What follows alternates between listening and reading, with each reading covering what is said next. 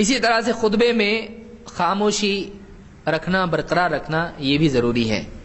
اللہ کے رسول صلی اللہ علیہ وسلم فرماتے ہیں من توضأ یوم الجمعۃ فاحسن الوضوء، جو جمعہ کے دن وضو کرے اور بہترین طور پر، اچھے طور پر وضو کرے، کامل وضو کرے، ثم اتى الجمعہ، اور پھر جمعہ کے لیے آئے، فدنا، قریب بیٹھے، واستمع، دھیان سے سنے، وانصت، خاموش رہے، غفر له ما بینہ وبین الجمعۃ الاخرى وزیادۃ 3 ایام، ایک جمعہ سے اگلے جمعہ تک کے اس کے جتنے بھی گناہ ہوئے سب معاف ہو جاتے ہیں، اور 3 دن ایکسٹرا۔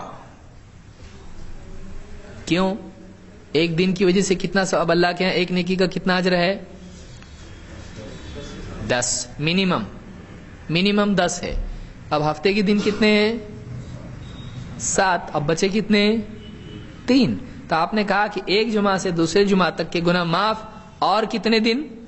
3۔ تو 10 اور 7 کتنے ہوئے؟ 7 اور 3 کتنے ہوئے؟ 10۔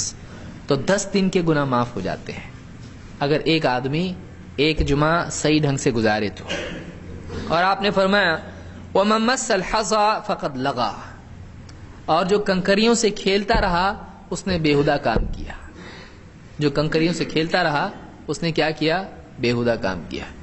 تو اس زمانے میں مسجد میں کنکریاں ہوا کرتی تھی کہ لوگ ریت کے اوپر بیٹھ کے نماز پڑھتے تھے، یا ہماری جیسی چٹائیاں اور قالین وغیرہ اس زمانے میں نہیں تھے، ریت بچھی ہوئی تھی اور ریت ہی پہ نماز پڑھا کرتے تھے۔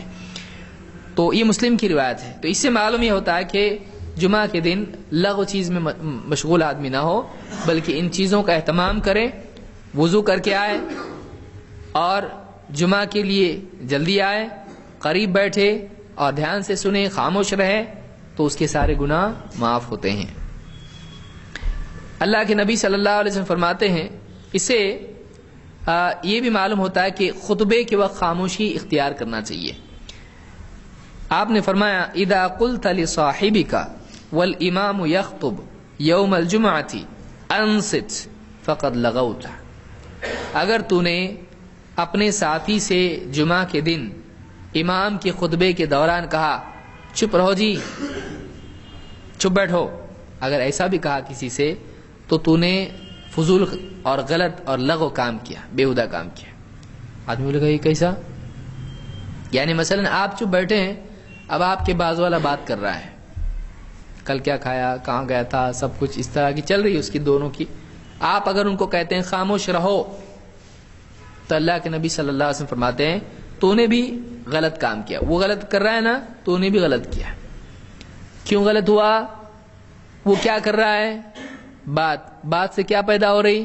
آواز سے کیا ہو رہا ہے؟ ڈسٹربنس۔ تو نے کیا کیا؟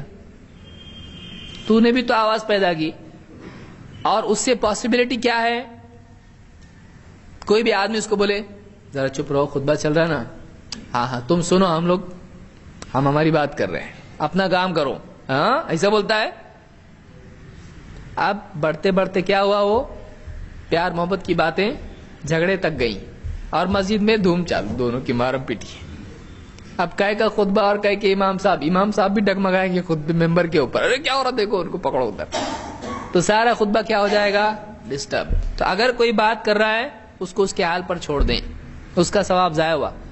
آپ اگر اس کو روکنے میں لگ جاتے ہیں تو جو سننے کا حکم تھا آپ کا، واپس بولیں گے امام صاحب تھوڑا واپس سے بول سکتے آپ؟ نہیں کر سکتے آپ کا کام ہے آپ سنیے امام صاحب کی بات، اس کو چھوڑ دیجیے، آپ اس کو پنکھے کی آواز سمجھیے، اس کو گاڑیوں کی آواز سمجھیے، آپ اس پر دھیان دیجیے، کیونکہ وہ اپنا اجر برباد کر رہا ہے، آپ اس کے ساتھ بزی ہو کے اپنا اجر برباد نہ کریں۔ تو یہ بھی اصول زندگی کا یاد رکھیں۔